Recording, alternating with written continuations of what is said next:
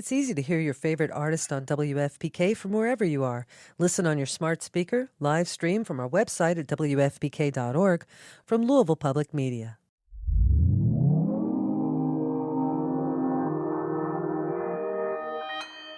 Consequence Podcast Network.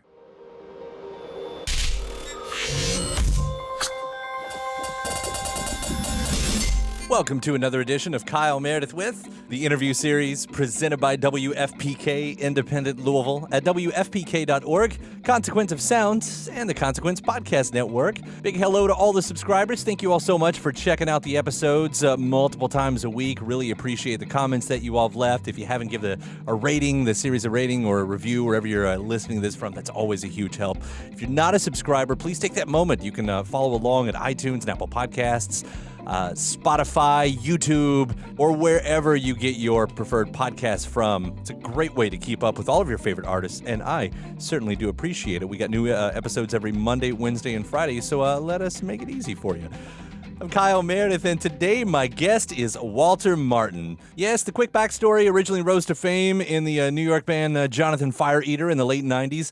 Most of that band went on to form the Walkmen in the early 2000s, which lasted up until about the beginning of last decade, and since then has enjoyed a really, really great solo career. In fact, he is one of my favorite artists, let's say, of the last 10, 20 years. Just an amazing writer. If you're a fan of Harry Nilsson, Randy Newman, you have to check out his music. And we're going to be talking about his brand new record, The World at Night, where his theatrical sort of songwriting comes from, relating that to holiday-style songs, and the role nature and animals play in his work. They're sort of scattered all throughout his records. Now, the title track on this new record, The World at Night, is dedicated to Stewart Lupton, who is the lead singer of Jonathan Fire Eater, who passed away in 2018. So we're going to talk about Stewart and his presence throughout the songs, a little bit of history on what it was like to be in Jonathan Fire Eater in the late 90s, and the details on the reissues that Third Man Records have just put out. We'll also be talking about one of my favorite drummers, Ray Rizzo, who plays on the single First Thing I Remember, along with Walt's old bandmate, Matt Barrick. And then the other side of his career. Last year, he gave the theme song to the animated film Missing Link, a song called Do-Dilly-Do, which just won Best Animated Motion Picture at the Golden Globes. So we're going to get the details behind all of that and some of the other. So he's also writing for commercials a lot. And last year he won some awards for teaming up with Cheerios for the Right on Tracks. So I definitely want to ask about that side of his career as well. And this year marks 20 years for the beginning of the Walkmen. Sounds like everybody might be a little bit too busy to specifically mark that, but we're going to talk about that a little bit as well. So let's jump into this, discussing the record The World at Night. It's Kyle Meredith with Walter Martin. Hey, how you doing? The World at Night is just this amazingly beautiful record. I've been such a fan of your solo work, but there's something else happening here. This is a really special record, so I want to congratulate you on that first. Well, thank you. I appreciate it. I know there's some heavier parts of the themes that goes along with this, and I want to get to that, but maybe to starting on some of the lighter fare, you have this really great knack for, I guess, what I call theatrical writing. I mean, sometimes it's almost Broadway-esque. Where does that come from? Honestly, I think a lot of it comes from me not being a very good singer and feeling like I have to have words that people can follow and listen to and that I can distinguish myself lyrically. So I can't just like sing. I can't just be like and sing words that don't make that much sense, which is a nice thing to do in rock and roll. I don't even know if what I do is rock and roll anymore, actually. But yeah, I just sort of felt like I didn't stand a chance of connecting with anybody if I didn't have words that were very direct. And so I just sort of started writing like that, and I haven't stopped. The first thing I did was that kids record. We're All Young Together, though I actually don't really think it was a kid's record. I just kind of called it that, so to separate myself from the pack. And and I just it allowed me to sort of just write in a way that was where I could say, where I could express myself in a real way, And so I just got hooked on it, and that's sort of what I do. Yeah, so I think it comes off as theatric, maybe just because it has more of a clear narrative, I guess. And I think a lot of the fun of adding music to that kind of lyric is sort of illustrating it, and I sort of just get, I have like so many instruments. It's fun to sort of illustrate lyrics in a funny or different kinds of ways. So that's just sort of how it comes out weirdly. Well, it's really cool sometimes how, like there's a couple songs on this new record that I don't know if you would actually define them as holiday songs, but with like All I Need in October, especially. I mean, that type of writing seems like it would make writing songs that could fit the holidays really like an extra layer of fun. Yeah, that one, That's All I Need, definitely has that. I just really like the rhyme of nothing and turkey and stuffing. That's honestly mainly why that song exists, because I liked how dumb that sounded. But yeah, because of the mention of turkey and stuffing, I think it became it can work as a holiday song for sure. So I made it just, super happy and try to make the vocal delivery as sort of brain dead as possible. I don't know if that's what I would personally I would call it. I like that. No, yeah, that was the first vocal take for that song, and I tried to redo it. I was like, I got to re-sing this. I sound like Frankenstein or something. So, but then I ended up. It's just something about that delivery I thought was so funny. It's very off time and late, and I sound like so. I just woke up when it was perfected. It sort of lost the humor, so I just left it as it was. Right. Well, so on top of that, I mean, nature and animals have played a prominent role in your work before. Does that have a place where that also comes from? I mean, I think that came from once I had written a few songs for that We're All Young Together record, and I was like, oh my gosh, I'm just gonna I'm gonna call it a kids record, and that way I don't have to like be cool and don't have to like be like I don't know. It just separated me from regular music in a way, at least in my mind, that it felt great. And once I decided it was a kids record, I was like, okay, great. So I'm gonna make like my fantasy kids record with all of the sort of things that I would want to have in like a cool kids record. So I was like, I guess I have to have songs about animals and things like that. So I wrote a few songs about animals, and then I sort of got stuck on it. So I still do that. I still have there's just something about it. Like I have that song called Hey Joe on this record. That's like where I'm talking to a bird. I honestly don't know where that comes from, but it's just sort of a device. I think it's sort of a device to talk about things that are more serious in a more, it sort of makes it a more approachable and friendly way to talk about things that are more serious, I guess. At least in the case of Hey Joe. In the case of my older songs like Rattlesnakes, it was just, to be funny. Watson and the Shark and stuff like that. Right. Yeah, it kind of comes through there. Well, I'll hit the title track too with The World at Night. I mean, you mentioned the donkey, the angel, the ox, and the fox. Do these actually represent anyone? Whether in this song or in the past, do you use animals to represent other like actual people? No, not really. I mean, in that song, that's actually that song is about my friend Stewart, and who died 2 years ago, who's my childhood best friend, and we did music together forever. And I have a collage of his that's right here right now. That is over my desk where I write. And so in the collage, there's a moon, he made a collage that he made, when in high school. And, there's an angel in it, and there's an ox in it, and there's a donkey, and there's the moon. There's no fox. I added the fox for the rhyme. But essentially it's about that collage, and then more broadly about him. And it's dedicated to him too. How much of the songs on this record relates to his loss? Well, I mean, I think a lot of it. I think there's a certain, I think, thoughtful and sad feeling to a lot of the songs. I think I really wrote the record. I started writing it not that long after he died, and so he was a really big part of my life and a part of my creative life too. I think there's a lot of that indirectly in a lot of the songs, but I think more directly, that song really is about him and about, I don't know, it's hard to talk about. That's why I have the songs about it. But there is a ton of him in the album, I would say.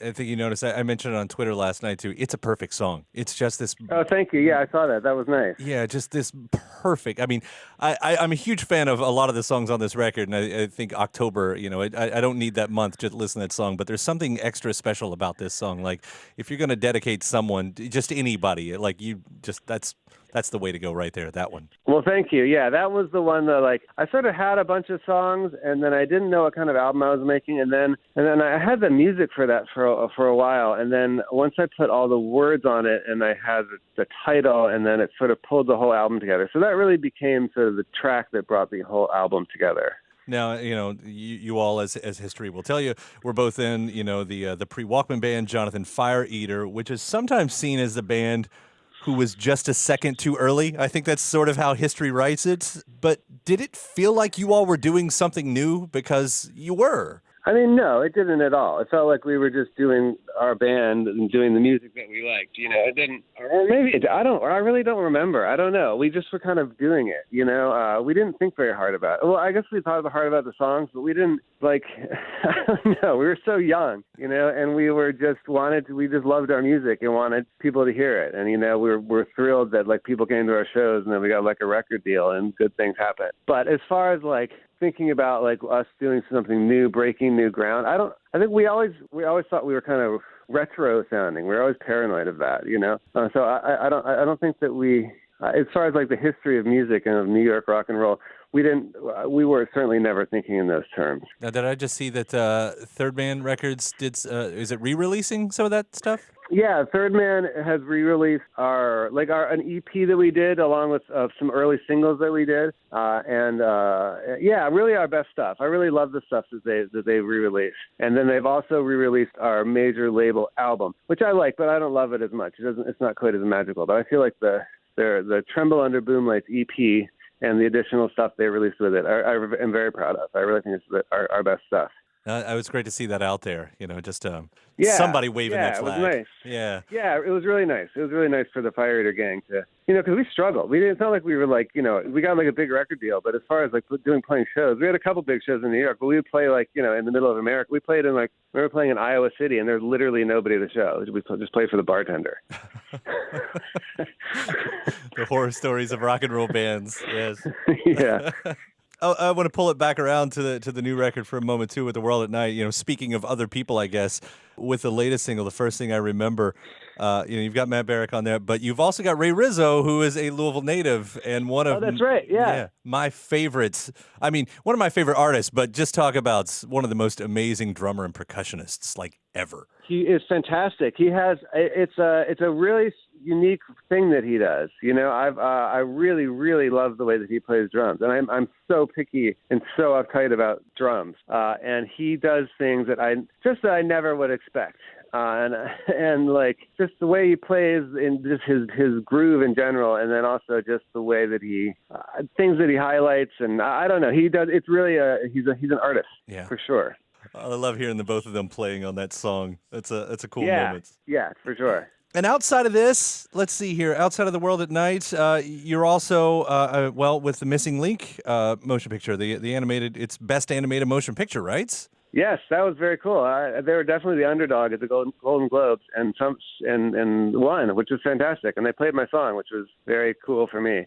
That was such a great project. That project sort of fed into the World at Night record, just because I had, they gave me a budget, so I had a big band and strings and horns, and it allowed me to sort of figure out how to do a bigger production like that. And so we sort of carried that over. I used the same producer, Josh Kaufman, same strings, same horns for most of the new record. Yeah, and that was the song Do-Dilly-Do. Do you now get to call yourself Golden Globe Award winning? Do you get to bring that in as well? No, I don't think so. I probably could if I was wanted to be a little fake about it. But no, I will not call myself that. I could say that I wrote the original song for a Golden Globe winning movie, but I'm not a Golden Globe winner. As far as I know, maybe I could get one. Begged? Yeah. I don't know how that works. It's how you spin it. It's just how you spin it. I think I would be fudging it. That'd be a pretty cheesy move. Yeah, you did win some awards, though, for the Cheerios collaboration, right? Right on Tracks? I did, yeah. That was very unexpected too. I got a Clio Award, which I only knew of because Don Draper went to the Clio Awards in Mad Men, and at the Cannes Lions Festival, all these sort of advertising industry awards, which was really nice. I was very proud of those. I do a lot of weird commercially stuff and that I don't love, but I really, really loved those. So I was glad that people were into them. Yeah. I don't know how many people actually saw them, but I was glad that at least in the industry they were appreciated. Right. Now, is this the other side of your career? I mean, I was going to ask that part too. You're saying you do a lot. Is that sort of the other side of your life, constantly? Yeah, that's I do that a lot. It really allows me to make my records and not go on tour. which is really what I want to do. I love not going on tour. So it allows me to, just it work like I do like a 9-to-5 job. I just have a studio and I go every day. And it allows me to make the records that I want to make. I don't have that. I don't feel tons of pressure to like make hit albums, and clearly I'm not making hit albums. So it's great now. It's great, and I'm really, really enjoying it. Well, I do ask respectfully. It is the 20th anniversary of the beginning of the Walkmen. Do you all talk about any special ways to mark those occasions? We're talking about like re-releasing the first record on vinyl. That's about as special as we get. There's talk of that. But then we realized that we did that for our 10th anniversary. We're like, oh, yeah, I guess we did that already. So I don't know. No, I have no idea if we'll mark it or what we'll do. We all are very much in touch, but the idea of getting together, everybody's busy. Right. I don't imagine a lot will be done. Yeah. Maybe we'll have maybe the five of us will go out for sushi or something. Well, I definitely see you're all busy. I mean, with your work, I know Hamilton's got his record. Yeah, Paul is. Paul is working on soundtrack for TV and film. But yeah, the gang is pretty busy. Well, again, I love really what all of you all do, but I especially got to compliment you again on The World at Night. It is such a lovely record. I'm enjoying it so much. Well, I really, really appreciate it. Thank you. I worked very hard on it, so it's nice. It's nice to hear nice words about it. Walter, it was so great talking to you. Thank you so much for taking the time today, too. And I guess we'll see you around out there. Okay, awesome. Thanks so much. All right, man. Take care. Bye. All right, bye-bye. My thanks, Walter Martin. The new record is called The World at Night. You have to check it out. And thanks to you as well for checking out the episode here. Again, if you're not already a subscriber and you want to keep up with the series, you can do that wherever you get your podcast from, like Apple Podcast, Spotify, YouTube, Stitcher, Acast, Podchaser, any of those places. Just grab your preferred listening device, type in Kyle Meredith with in your podcast destination. We will deliver new episodes every Monday, Wednesday, and Friday straight to you. If you're already a subscriber, please do consider giving the series a rating. Leave a review as well. I always love hearing from you guys in the comment box, even if it's just a hi, hello, or whatever you liked about the interview. After that, head to WFPK.org, where I do a show Monday through Friday at 6 p.m. Eastern. It's an hour full of song premieres, of music news, anniversary spins, and even bonus interviews. Again, that's WFPK.org. Consequence of Sound has your music and film news. You can also find me on social media, wherever you platform, at Kyle Meredith. And that does it for another edition. I'm Kyle Meredith. I'll see you next time.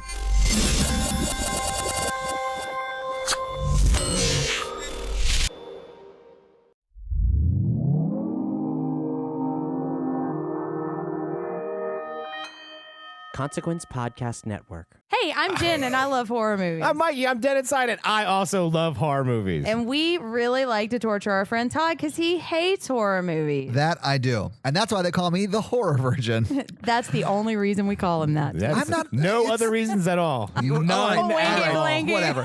So every week we take him through the encyclopedia of horror, the good, the bad, the ridiculously Jack Frosts. And then we make fun of it more or less. Or explain its deceptive feminism. Oh. Yeah, exactly. That's what I do. That's my thing. And I'm the funny one. Our episodes drop on Monday, so check us out.